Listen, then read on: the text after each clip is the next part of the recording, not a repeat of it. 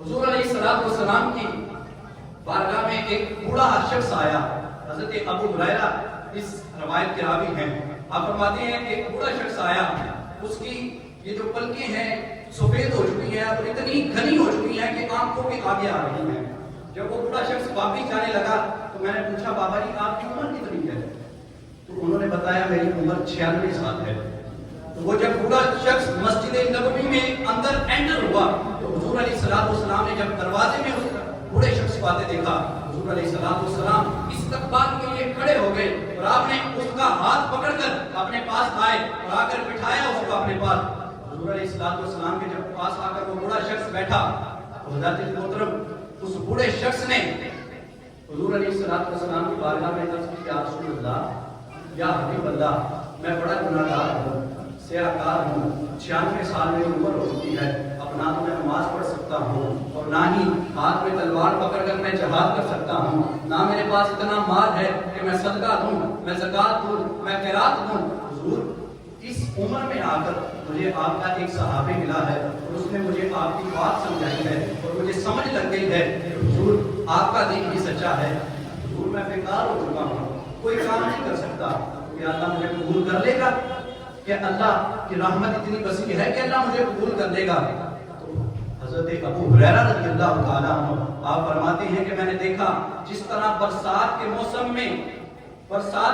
میں بارش کی جھڑی لگتی ہے, اسی طرح حضور علیہ السلام کی آنکھوں سے آنسوؤں کی جھڑی لگ گئی اور حضور کھل کر حضور روئے اور فرمانے لگے اے بزرگوں, اللہ کی رحمت کو آپ کی نہ تو آپ کے مال کی ضرورت ہے, نہ تو آپ کی نمازوں کی ضرورت ہے. یہ نمازیں تو بندے کے اپنے فائدے کے لیے اللہ نے بنائی ہے کہ نماز پڑھے گا تو بندے کو ثواب ملے گا, ورنہ نمازوں کے لیے تو فرشتے کافی تھے,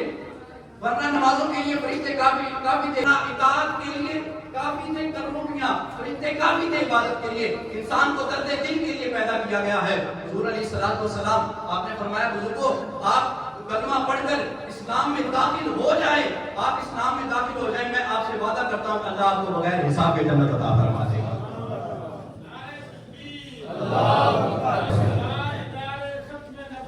زندہ باد, زندہ باد. ہاتھوں کو بلند کر کے تاجدار ختم نبوت زندہ باد, تاجدار ختم نبوت زندہ باد. ہاتھوں کو بلند کر کے تاجدار ختم نبوت زندہ باد. لبیک لبیک لبیک یا رسول اللہ, لبیک لبیک لبیک لبیک لبیک یا رسول اللہ, لبیک لبیک لبیک یا رسول اللہ.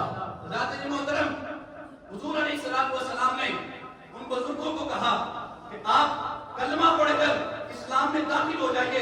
وہ بزرگ کہتے ہیں جب میں اپنے ماضی کو یاد کرتا ہوں, جب میں اپنے پچھلے حالات دیکھتا ہوں تو میرے پاس ایک بھی نیکی نہیں ہے, میرے پاس ایک بھی نیکی نہیں ہے.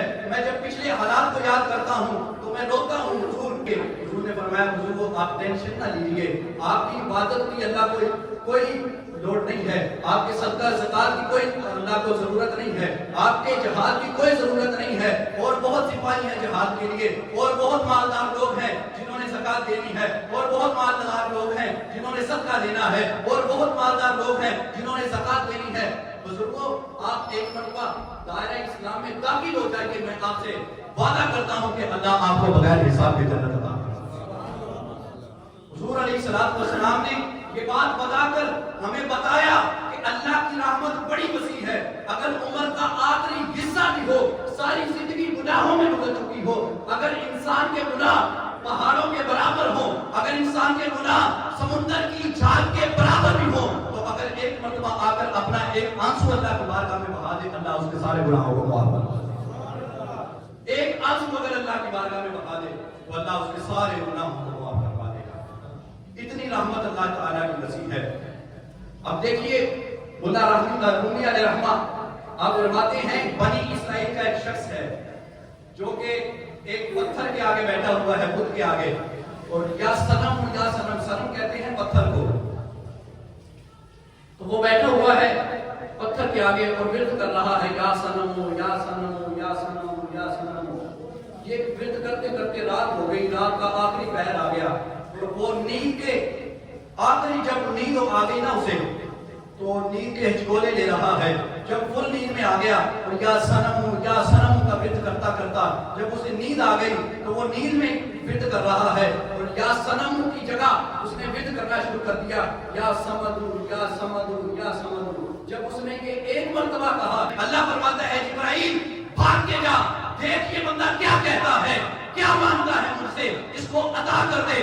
جبرائیل علیہ السلام آپ عرض کرتے ہیں اے اللہ تعالیٰ وہ تو اپنے بت کے آگے کھڑا ہو کر اس نے تو غلطی سے نام لیا ہے جان بوجھ کے اس نے نام نہیں لیا غلطی سے نام اللہ تعالیٰ سے جبرائیل علیہ السلام عرض کر رہی ہے غلطی سے آپ کا نام لیا ہے یا سمجھ اس کی زبان سے غلطی سے نیند میں نکل آیا ہے. تو اللہ تعالیٰ نے جبرائیل علیہ السلام کو فرمانے لگے اے جبرائیل آج اس نے ساری رات ہو گئی ہے یا سنم کا ورد کر رہا ہے. وہ بت نے اسے کچھ نہیں کیا وہ پتھر نے اسے کچھ نہیں کیا اس نے ایک مرتبہ کہا ہے یا سمدو اس نے میرا نام تو لیا ہے جیسے مرضی لیا ہے میرا نام تو لیا ہے جا جو منگتا ہے دے دے. اگر آج اس نے میرا نام لیا ہے چاہے غلطی سے لیا ہے اگر میں نہ عطا کروں گا تو پھر مجھ میں اور بت میں کیا فرق رہ جائے گا. اگر آج میں نہ عطا کروں گا تو پھر مجھ میں اور بت میں کیا فرق رہ جائے گا. حضرت جبرائیل علیہ السلام آپ فوراً گئے اور اس کی حاجت کو پورا کیا. وہ نیند کی حالت میں اس نے اللہ کو آواز لگائی تھی. نیند کی حالت میں اسے یہ بھی نہیں پتا تھا وہ کیا رہا ہے وہ بت کو اپنی طرف سے پکار رہا ہے. نیند کی حالت میں یا سمجھ نکل گیا اور وہ کہہ رہا تھا کہ اللہ تعالیٰ نے اس کی حاجت کو پورا کر دیا. لیکن ہم تو جتنے جاگتے ہیں ہم تو جاگتے لوگ ہیں. اگر ہم جاگتی آنکھوں سے اللہ کی بارگاہ میں ایک ندامت کا آنسو بہا دیں گے اگر ہم جاگتی آنکھوں سے اللہ کی بارگاہ میں جھک جائیں گے سجدہ ریز ہو جائیں گے کہ اللہ تو ہمیں معاف کرنے والا ہے تو ہی ہے جس سے ہم معافی مانگتے ہیں اور ہے کون.